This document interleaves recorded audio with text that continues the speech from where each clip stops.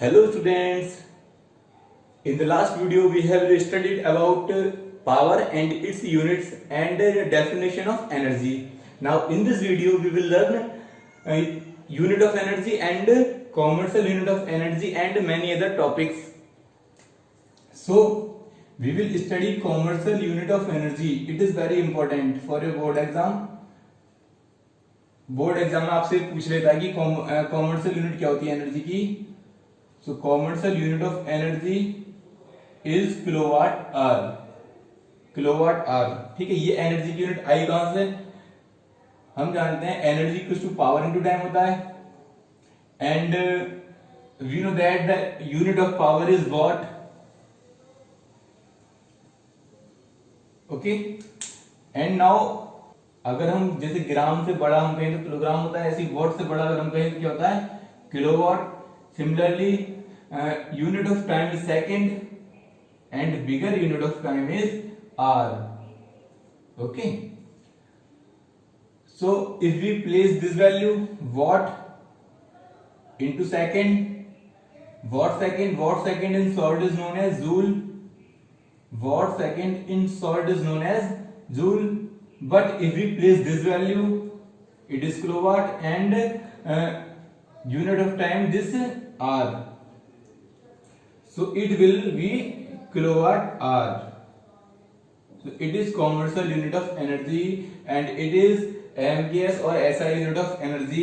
ये हम अपनी बुक्स में रीड करने के लिए करते हैं और ये हमारे जो कॉमर्शियल लेवल पर हम जो भी एनर्जी के इक्विपमेंट्स एप्लायंसेस जो भी हमारे होते हैं, इलेक्ट्रिक एनर्जी के जितने एप्लायंसेस होते हैं, तो वो जो एनर्जी कंज्यूम करते हैं वो किलोवाट आवर में आती है. ओके. जैसे कि आपका इस किलोवाट आवर को हम यूनिट भी कहते हैं.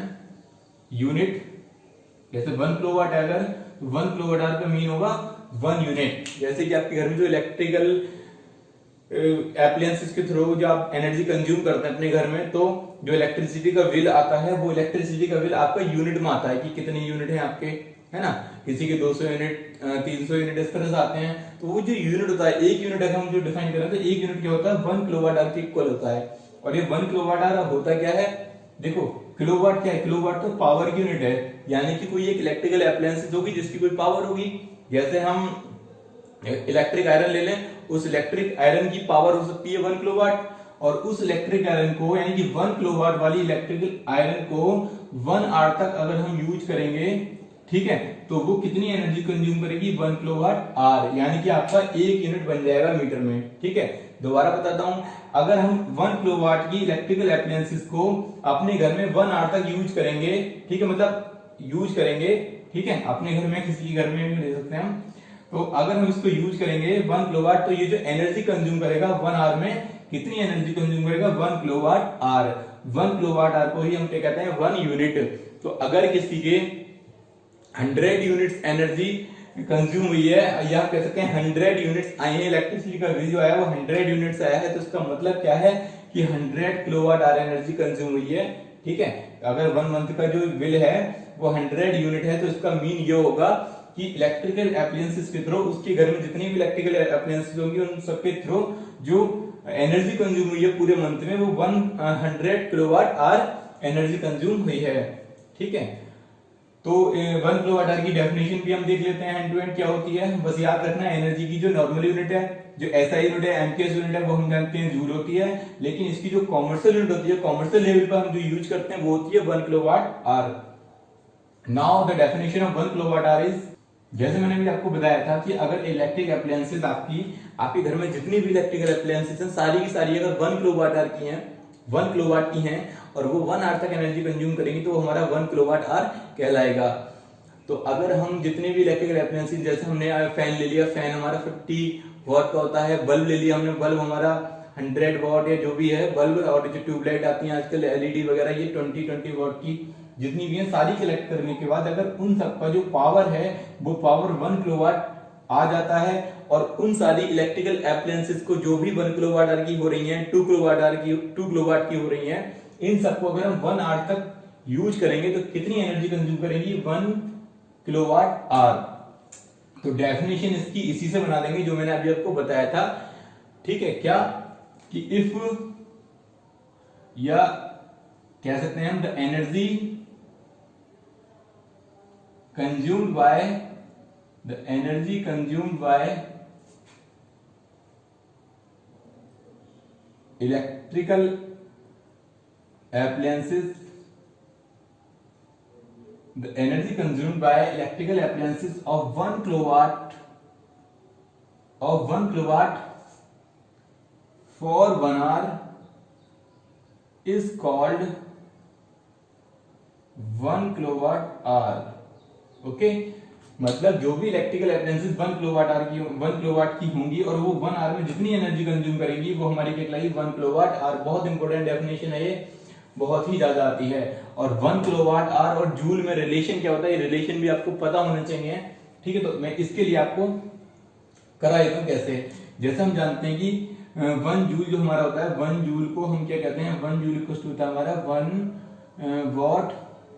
जैसा कि हम जानते हैं हमारा 1 वॉट इक्वल टू कितना था, 1 वॉट इक्वल टू होता है 1 जूल अपॉन 1 सेकेंड। 1 वॉट की डेफिनेशन मैंने बताई थी लास्ट वीडियो में, उसमें देख लेना आप कि 1 watt equal to 1 joule upon 1 second.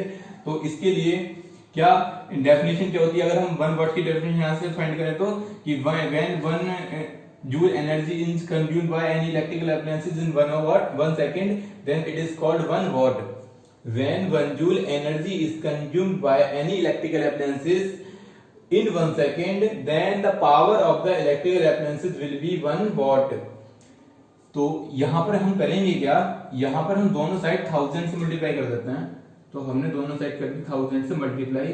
Simple method है 1 किलोवाट आवर और जूल के बीच रिलेशन फाइंड करने के लिए। ऐसे पूछ सकता है कि 1 किलोवाट आवर में कितने जूल होते हैं। ठीक है, वैसे तो हमें सिंपली याद रखना होता है, लेकिन अगर फिर भी याद ना रहे तो तरीका बता रहा हूं मैं कैसे करना है इसको। There is a method, so when we multiply both side by 1000 then it will be 1000 joule upon 1 second, and now again multiply by 1 hour, then this 1000 watt will be 1 kilowatt. इस 1000 watt को हम 1 kilowatt लिख सकते हैं क्योंकि 1 kilowatt में 1000 वाट होते हैं। और मैंने बताया अभी कि दोबारा मल्टीप्लाई कर देंगे 1 आवर की। ठीक है, तो 1 आवर की फिर मल्टीप्लाई कर दी। यहां पर भी ये 1000 जूल है, इसको 1 किलो जूल नहीं लिखेंगे, इसको 1000 जूल ही रहने देंगे।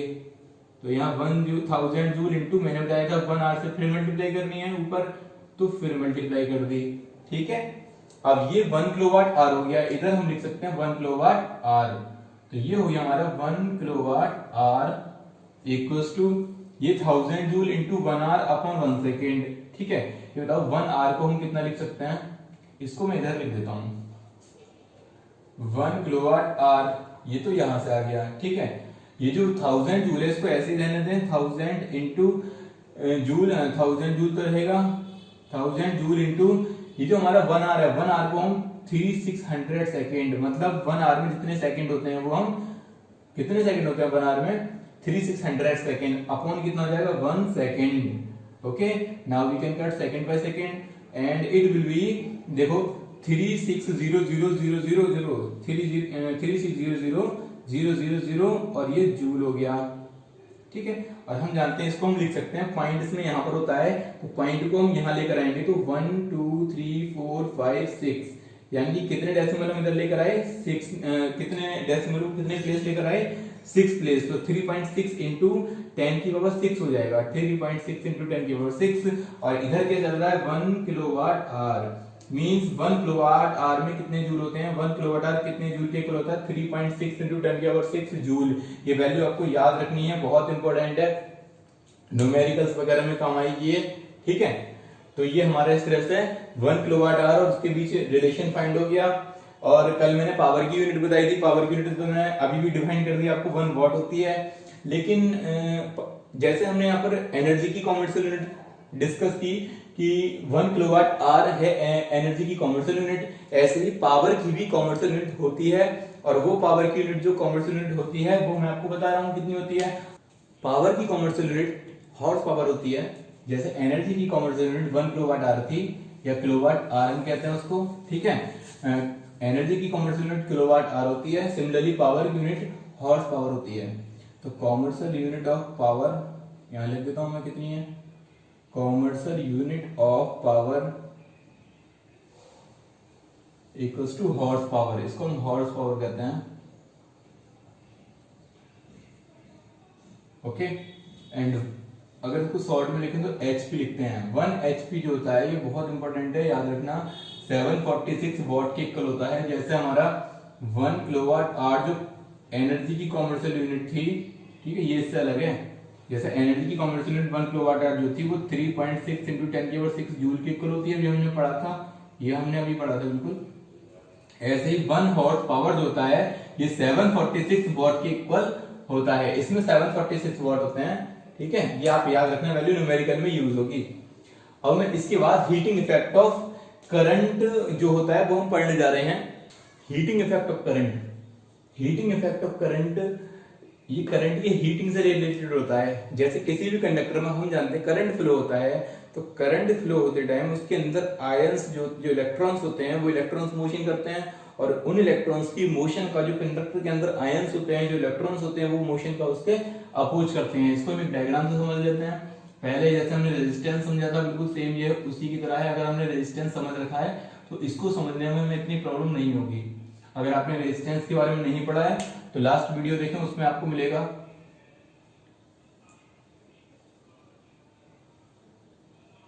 जैसे कि हमने यहाँ पे एक कंडक्टर ले लिया, ये कंडक्टर एक बैटरी या सेल से कनेक्ट कर रखा हमने, ठीक है, यहाँ पर एक सेल से कनेक्ट किया हुआ है।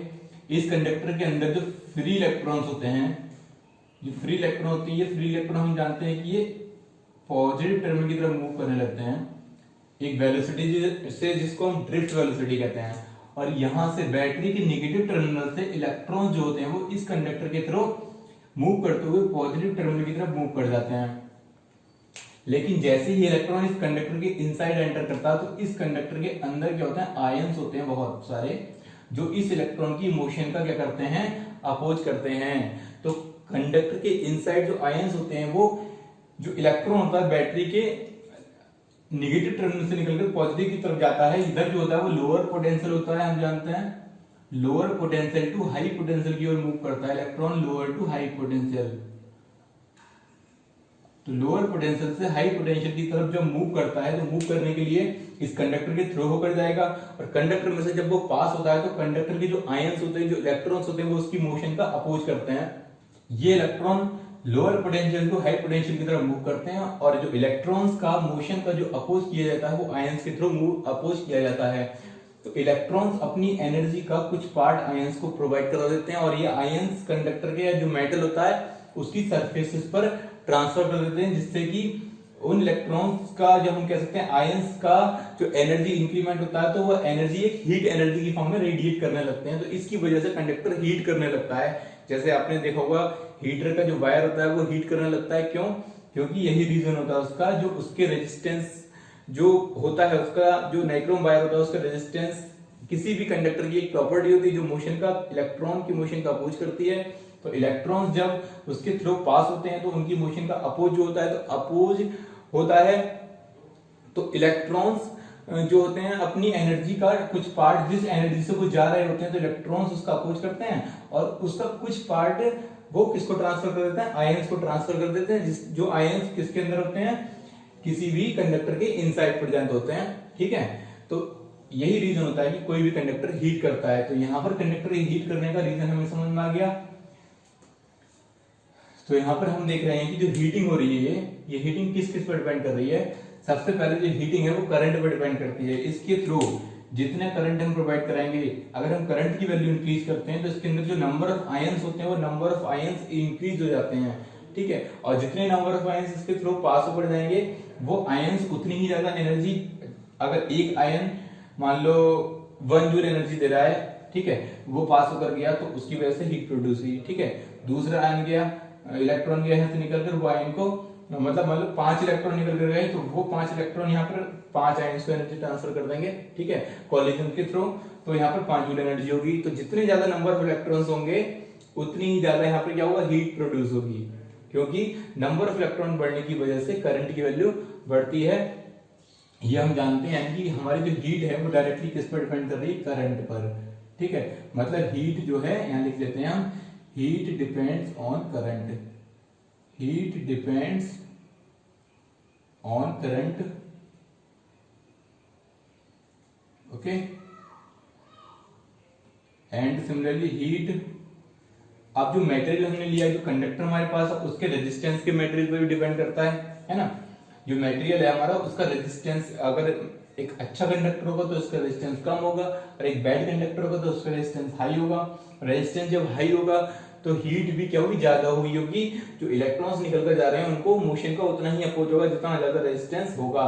तो मोशन का अपोज जब होगा तो हम जानते हैं हीट एनर्जी क्या होगी, ट्रांसफर होगी मेटल सरफेस को।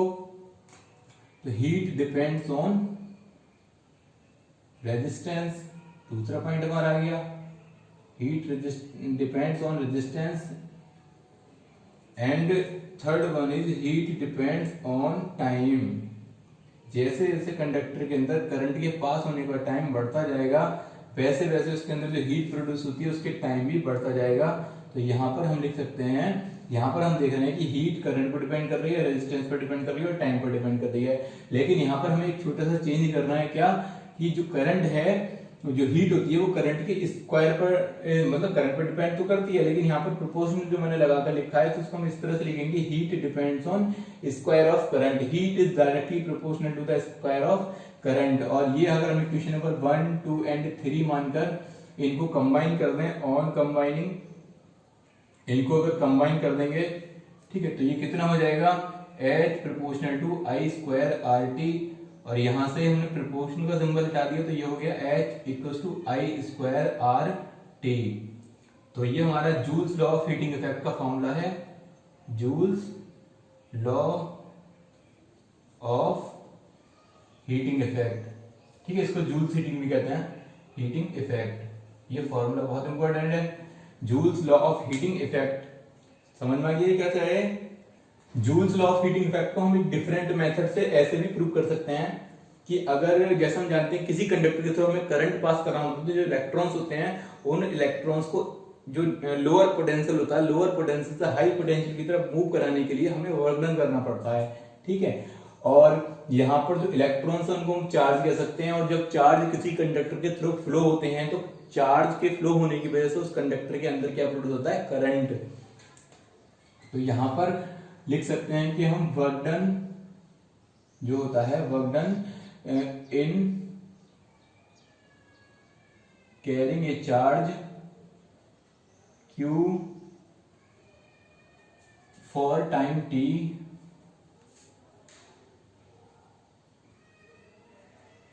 through a potential for time T through a potential difference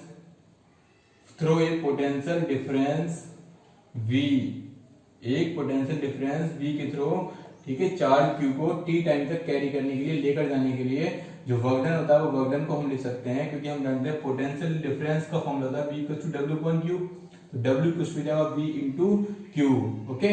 अब V जो है, V को हम यहाँ पर लिख सकते हैं कितना, V को हम लिख सकते हैं IT, V को हम लिख सकते हैं यहां से ओम्स लॉ के अकॉर्डिंग, V इक्वल्स टू,